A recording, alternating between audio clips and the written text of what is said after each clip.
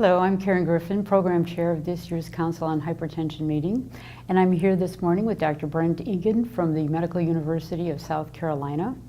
Dr. Egan is this year's recipient of the Marvin Moser Award. Congratulations, well deserved.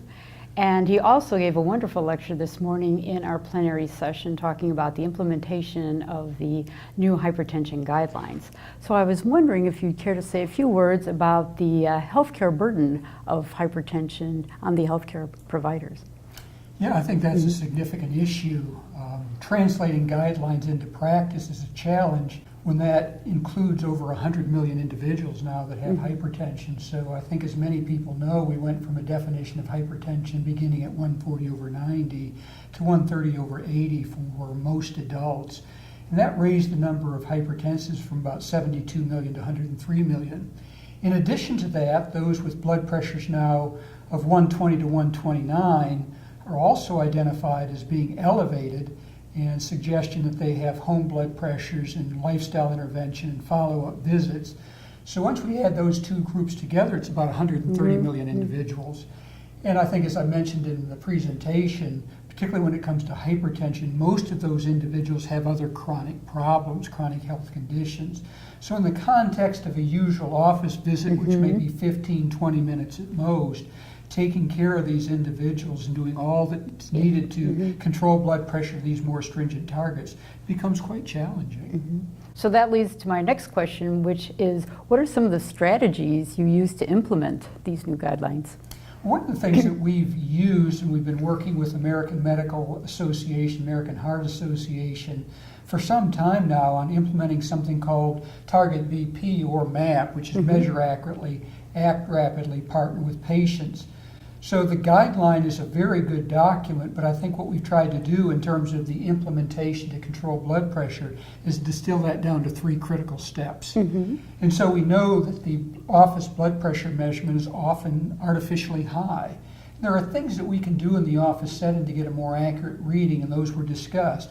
One of the things we like to do is if that initial office blood pressure is elevated, to do something called automated office blood pressure, where the patient is put in their exam room, they have an automated device that takes 3 blood pressures with 1-minute intervals between them.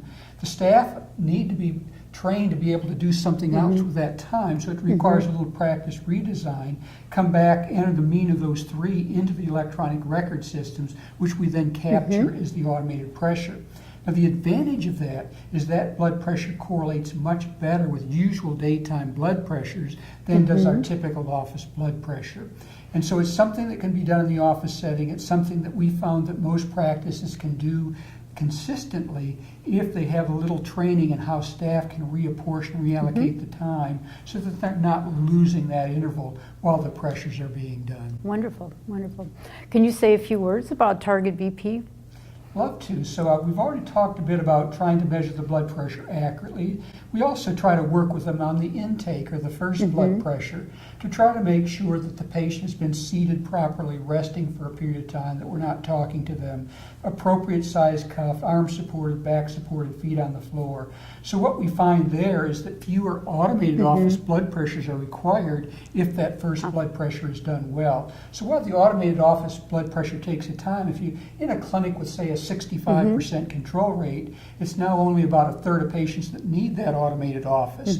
And so it tends to be something that's fairly manageable.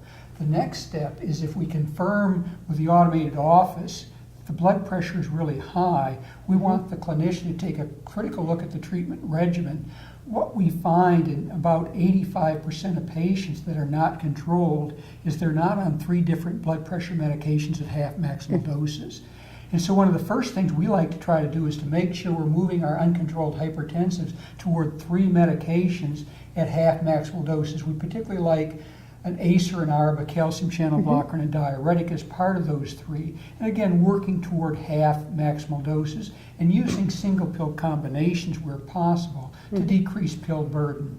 So that's the act rapidly part. Obviously, the lifestyle components are important.